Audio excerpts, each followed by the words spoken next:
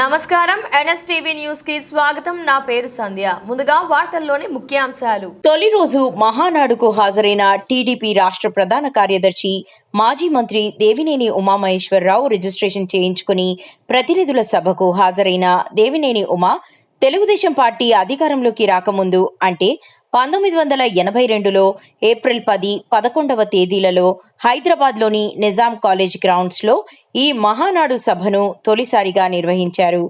అదే ఏడాది 1982 మే 27, 28 తేదీలలో తిరుపతి త్యాగరాజ మండపంలో మహానాడు పేరుతో మరో సభను నిర్వహించారు.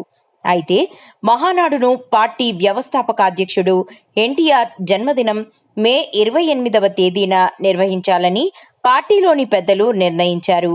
దీంతో ఆ ప్రాతిపదికగా ఈ మహానాడును నిర్వహిస్తున్నారు.